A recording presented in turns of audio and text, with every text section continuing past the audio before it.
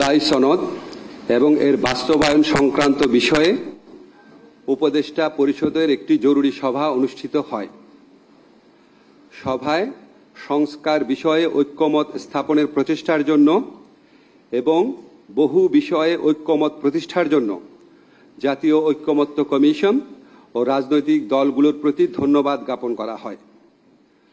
উপদেষ্টা পরিষদের সভায় ঐক্যমত কমিশনের প্রস্তাবিত জুলাই জাতীয় সনদ সংবিধান সংস্কার আদেশ চূড়ান্তকরণ এবং এতে উল্লেখিত গণভোট আয়োজন ও গণভোটের বিষয়বস্তু নিয়ে আলোচনা করা হয়। সভায় লক্ষ্য করা হয় যে ঐক্যমত কমিশনে দীর্ঘদিন আলোচনার পরও কয়েকটি সংস্কারের সুপারিশ বিষয়ে ভিন্নমত রয়েছে।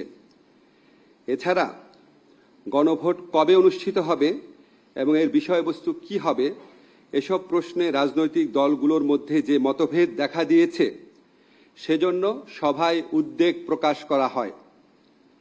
এই প্রেক্ষিতে গণভোটের সময় কখন হবে, মানে গণভোট কবে অনুষ্ঠিত হবে, গণভোটের বিষয়বস্তু কি হবে, জুলাই সনদে বর্ণিত ভিন্নমতগুলো প্রসঙ্গে কি পদক্ষেপ নেওয়া হবে তা নিয়ে ঐক্যমত কমিশনের প্রস্তাবগুলোর আলোকে জরুরি ভিত্তিতে চূড়ান্ত সিদ্ধান্ত গ্রহণ করা প্রয়োজন বলে সভা অভিমত ব্যক্ত করে। এসব ক্ষেত্রে ফ্যাসিবাদ বিরোধী আন্দোলনের দীর্ঘদিনের মিত্র রাজনৈতিক দলগুলোকে স্বীয় উদ্যোগে নিজেদের মধ্যে আলাপ আলোচনা করে সম্ভাব্য দ্রুততম সময়ে, সম্ভব হলে আগামী এক সপ্তাহের মধ্যে সরকারকে ঐক্যবদ্ধ দিক নির্দেশনা প্রদান করার আহ্বান জানানো হয়। এমন নির্দেশনা পেলে সরকারের পক্ষে সিদ্ধান্ত গ্রহণ অনেক সহজ হবে।